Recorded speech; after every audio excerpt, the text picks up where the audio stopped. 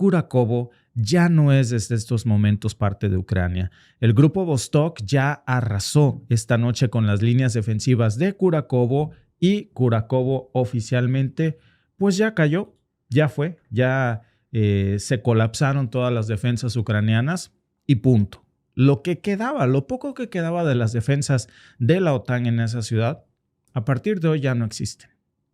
Se reporta que este grupo que se llama Vostok, el grupo ruso, tomó el control prácticamente de todo ya. Y lo poco que queda del ejército de Zelensky ahí, pues está huyendo. O no sabemos si se está replegando como puede en alguna posición, pero demasiado mermado porque ya han destruido sus capacidades del frente. Amigos, esto no nos lo están diciendo los medios de comunicación hoy, se está hablando de esto. Digo que no es menor. Pero yo creo que esta es una reacción. A ver, esta es una respuesta al ataque que vimos ayer en la refinería rusa de Ucrania. Esto no es una respuesta. Esto es el avance del frente del que hoy nos está hablando y que es brutal, porque hablamos de 3 zonas completitas que Rusia ha reivindicado y que ya no son más territorio ucraniano. Oficialmente lo es, pero una vez que se acabe este conflicto, Rusia va a decir bajo la ley de lo caído, lo que es mío es mío. Y los territorios que están en el control de Rusia en estos momentos se quedan de parte de la Federación Rusa en adelante. Seguramente así va a ser. Y esto no solamente por eso es una victoria más para Rusia, sino que fue un golpe muy devastador de grandes regiones que se tomaron en una sola noche. Hablamos de líneas defensivas de Ucrania que colapsaron ya por completo. Ya no hay básicamente a este punto nada que puedan hacer al respecto. Nada más que hay que tener mucho cuidado aquí, porque este avance pues no solamente cambia toda la situación del frente ruso en el Donetsk, también ya nos está dejando muy claro, amigos, que el famoso contraataque que Kiev prometía en su disque plan de la victoria, pues era un mito. Y mientras vemos cómo los titulares de los medios occidentales, sobre todo de los grandes medios de desinformación, como CNN y compañía, siguen hablando de una supuesta resistencia, pues en el terreno lo que no nos dicen que es este tipo de notas, pues es completamente diferente. Miren, ¿qué pasó en Kurakovo? Y cómo este apenas es el comienzo de algo mucho más grande. Bueno, Kurakovo era, para los que son nuevos por aquí en el podcast, ya habíamos hablado hace unas semanas de cómo Kurakovo era un punto clave de Ucrania. No solamente porque desde ahí pues Ucrania protegía la entrada hacia otras ciudades muy importantes del Donetsk, también porque su posición estratégica le servía mucho para frenar pues todos los avances rusos y que no fueran, digamos, sin control. Era, digamos, una especie de muro de contención contra el avance ruso. Bueno, pues ese muro se cayó.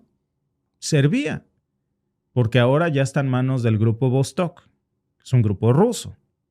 Hay varios reportes que ya están confirmando que las fuentes rusas, las fuerzas rusas, pues ya tomaron el control de los edificios residenciales, del hospital, del parque, prácticamente de toda la zona central de esta región. Ya solo quedan residencias aisladas en lo que era la zona industrial y también en las cercanías de lo que es la central térmica, que es una zona importante porque ya el hecho de que Rusia haya tomado la central térmica, pues imagínense, se habla ya de un control total. Esta zona ya está bajo el control ruso.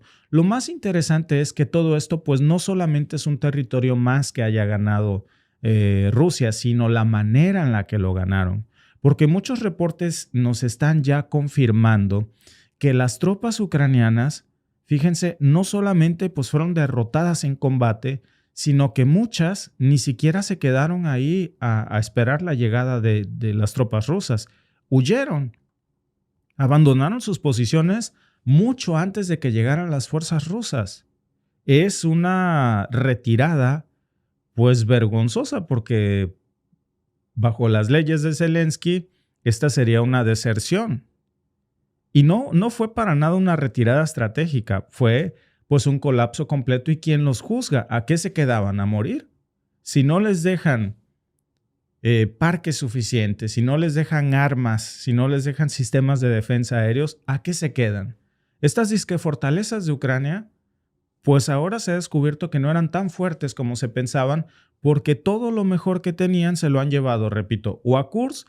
Y hoy sabemos, por cierto, según el artículo de Telegram que salió ayer en la mañana del que hablábamos de cómo la administración de Biden habría estado ayudando indirectamente a HTS con armamento y también con dinero, con entrenamiento, y que muchas de esas armas en realidad venían de Ucrania, de las que estaban destinadas a Ucrania. Pues quiere decir que la prioridad para Ucrania era mandar tropas y armas a Kursk en suelo ruso y también a Siria, no defender su propio territorio. Y una de las cosas, amigos, que más llama la atención aquí en esta ofensiva es cómo las posiciones ucranianas que pues supuestamente eran impenetrables, pues cayeron tan rápido. Miren, Nueva Comar, por ejemplo, que es parte de lo que nos habla este artículo, en donde Ucrania había construido un mega opornik, que es básicamente un complejo de posiciones defensivas con capacidad. Se suponía que este mega opornik pues podía resistir semanas si eran embestidos o rodeados. Bueno, no solamente no resistió semanas, no resistió ni días, ni 24 horas.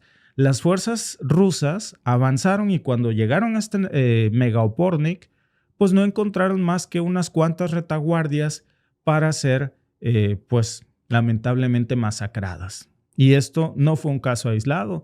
Lo que pasó en Nueva Comarca, en esta región, también fue lo mismo. Es decir, estábamos viendo lo mismo en Kurakovo, lo mismo en otras partes del Donbass, que las tropas ucranianas están ya muy débiles y que aunque nos digan otra cosa en la narrativa, pues nos intentan vender esta idea de resistencia organizada, pero la realidad, amigos, es que no tienen cómo sostener estas posiciones porque los han dejado sin municiones, sin sistemas de defensa, y por eso ya están cercados y no tienen cómo hacer frente a este cerco, en este caso del grupo Vostok, y bueno, pues lo que hacen es huir porque no tienen otra opción. Los rodean, les cortan los suministros, avanzan, y Kurakovo no fue la excepción. Esto, decíamos, si ustedes se acuerdan, hace unas semanas hablábamos de que esto era cuestión de días para que pasara. Y finalmente ese cerco se cerró hasta que pues dejaron a las tropas ucranianas sin rutas de escape. Como los ucranianos ya saben que esta es la estrategia rusa en el Donbass, pues aprovechan los últimos momentos antes de que el cerco se cierre para huir, porque si no quedan rodeados. Y ya vemos cómo ahora, a partir de aquí, las fuerzas rusas van a seguir avanzando hacia el oeste. Ya muchos reportes lo están, de hecho, confirmando, que están muy cerca de Velika, están cerca también rodeando ahora Novoselka, rodeando también Ulakli. Y todo nos dice, amigos, que el próximo objetivo que va a atacar Rusia, después de asegurar estas rutas de suministro clave, es que van a seguir avanzando hacia regiones como Dnepropetrovsk. En pocas palabras, amigos, pues todo el frente ucraniano en el Donetsk se está colapsando en estos momentos. No nos hablan mucho los medios de comunicación de esto. Creo que es muy importante que todos lo sepamos porque no veo yo cuál es la lógica. Después de este terrible revés, amigos, mi pregunta es, y díganme en el chat, diría Chespirito, si tengo o no tengo razón, diría la Chilindrina, ¿no? ¿Quién era el personaje que decía tengo o no tengo razón? La esposa del Chompiras. Porque si Kurakovo iba a caer en cuestión de horas, ¿qué no hubiera sido, amigos, razonable que Zelensky lanzara este ataque ayer con ataque MS y Storm Shadow para salvar a sus tropas o intentar salvarlas aquí, en esta región?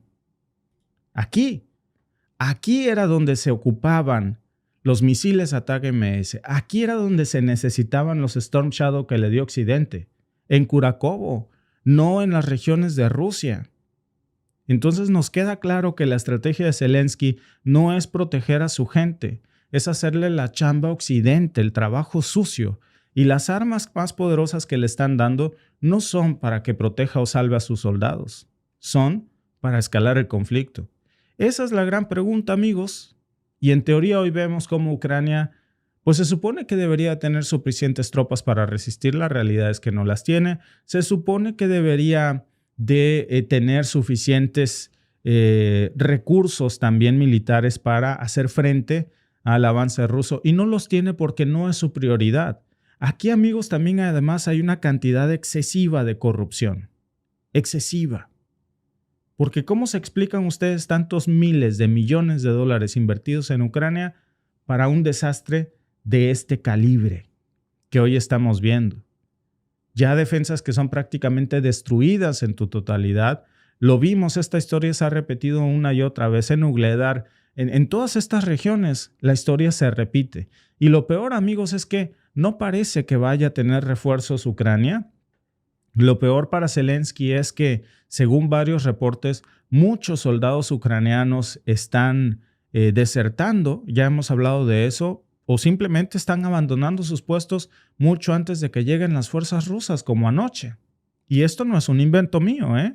Hasta los propios medios occidentales, como el Washington Post, el New York Times, ya han empezado a reconocer pues, que las tropas de Zelensky están llegando a su límite. El mismo Antony Blinken ha estado presionando muchísimo a Zelensky para que reduzca la edad de reclutamiento militar de 25 a 18 años. Hasta el periódico alemán Bild, por ejemplo, si ustedes recuerdan, publicó recientemente un artículo donde hablaba de cómo Ucrania no tenía ya suficientes tropas motivadas para poder sostener sus pocas líneas de defensas que les quedan en estos momentos. Y esto, amigos, no es solamente un problema de reclutas, es un problema de logística. ¿Se acuerdan que, y tan es así que miren, el mismo Antony Blinken, no sé si se acuerdan, que dijo hace unos días que el compromiso de Washington era que cada ucraniano tenga armas suficientes, pero para eso necesitan que haya ucranianos en el frente, porque si no hay ucranianos en el frente, ¿quién va a aportar esas armas? ¿Qué quiere decir esto? Pues que no tienen reclutas. Acto seguido, y dijo, sacrificios se tienen que hacer. ¿Qué sacrificios? ¿Por qué no hace sacrificios su familia? Tienen que hacerlo la familia de los ucranianos. Prácticamente están reclutando, quieren reclutar ya niños para la guerra. Están reduciendo la edad militar ahora. La propuesta de Blinken es de 25 a 18 años. Y cuando se les acabe, van por los de 16.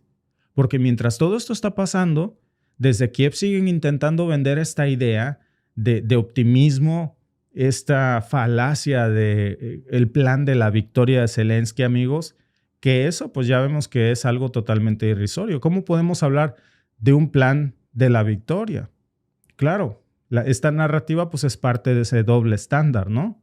Porque mientras los titulares nos siguen hablando de los avances de la democracia y la valentía de las tropas de Zelensky, pues por otro lado vemos a un Blinken muy preocupado presionando a Zelensky para que se reduzca la edad de reclutamiento militar y literalmente diciendo, va a haber un arma por cada ucraniano para que la aporte, pero necesitamos ucranianos. Y ahí es donde se cumple esa terrible predicción de hasta que el último ucraniano quede vivo, quede en pie. Y parece que eso es lo que estamos viendo aquí en Kurakovo, amigos.